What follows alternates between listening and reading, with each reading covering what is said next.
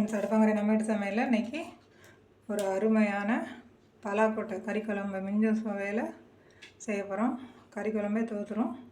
இந்த குழம்புடைய டேஸ்ட்டு அது எப்படி செய்யலான்னு பார்க்கலாம் வாங்க. நான் இந்த அளவுக்கு ஒரு 1/4 கிலோ பலாக்கொட்டை வேக வச்சுருக்கேன். அதை இப்போ நல்லா உரிச்சிட்டு கட் பண்ணி வச்சுருக்கேன். இப்போ எப்படி குழம்பு தாளிச்சிக்கலான்னு பார்க்கலாம். குழம்பு தாளிக்கிறதுக்கு முன்னாடி நம்ம அதுக்கு ஒரு மசாலா ரெடி பண்ணிக்கிடணும். சோம்பு, மிளகு, சீரகம் 2 சேர்த்து 1 ஸ்பூனு அதை ஒரு மிக்ஸி ஜாரில் சேர்த்துட்டு ஒரு 2 துண்டு தேங்காய், ஒரு 3 முந்திரி, ஒரு 5-6 சின்ன வெங்காயம். இதை நம்ம பேஸ்ட்டாக நல்லா அரைச்சி எடுத்துக்கிடுவோம். இப்போது எப்படி தாளிக்கலான்னு பார்க்கலாம். கடாயில் ஆயில் சேர்த்துக்கலாம். சாப்பாட்டுக்கு, தோசை, சப்பாத்திக்கு எல்லாத்துக்குமே இந்த குழம்பு நல்லாயிருக்கும் இந்த மெத்தடில் செஞ்சிங்கன்னா.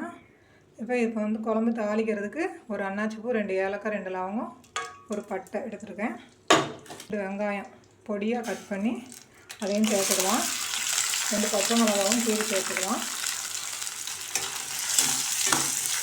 இது வெங்காயத்தை நம்ம நல்லா வதக்கி விட்டுக்கிடணும்.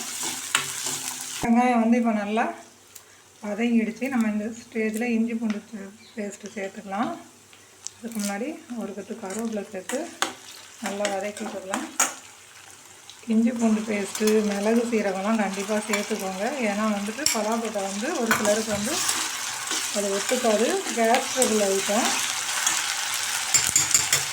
அதனால் இஞ்சி பூண்டு பேஸ்ட்டு, மிளகு, சீரகம் கண்டிப்பாக நம்ம சேர்க்கணும். இந்த பலாக்கொட்டையில் நல்லா ப்ரோட்டீன்லாம் இருக்குது. உடம்புக்கு அவ்வளோ நல்லது தான் இது. ஆனால் ஒரு சிலருக்கு மட்டும் செட் ஆகாது.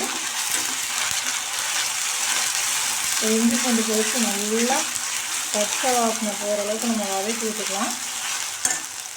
அரைச்சி வச்சுருக்கிற மசாலாவை சேர்த்து பச்சை வாசனை போகிற அளவுக்கு நல்லா வதக்கி விட்டுக்கலாம்.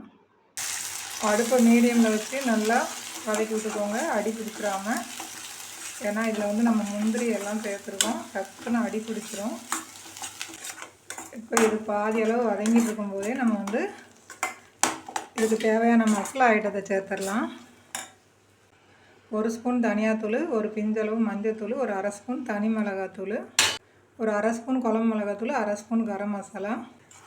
இப்போ நம்ம இதையும் சேர்த்து நல்லா இந்த மசாலாவோடய சேர்த்து பச்சை வாசனை போகிற அளவுக்கு நல்லா வதக்கிக்கலாம்.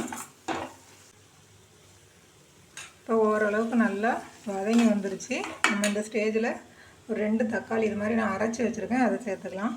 இந்த குழம்புக்கு தேவையான அளவு உப்பு சேர்த்துக்கலாம். ஒன்று சேர நல்லா கலந்து விட்டுடலாம்.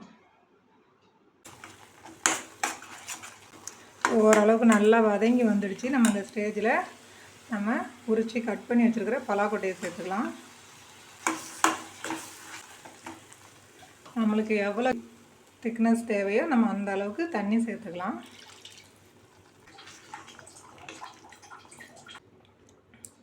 இப்போ நல்லா கலந்து விட்டாச்சு. நம்ம ஒரு 1/4 ஹவர் மூடி போட்டு மூடி வச்சு கொதிக்க விட்டு இறக்கலாம்.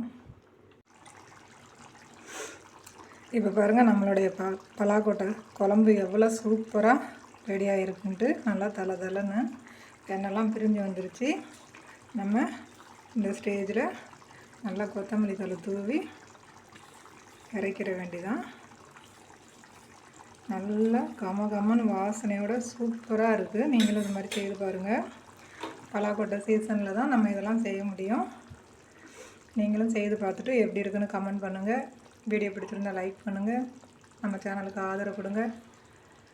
மறக்காமல் உங்கள் ஃப்ரெண்ட்ஸோடு ஷேர் பண்ணுங்கள். அடுத்த ஒரு நல்ல வீடியோவில் சந்திப்போம். நன்றி, வணக்கம்.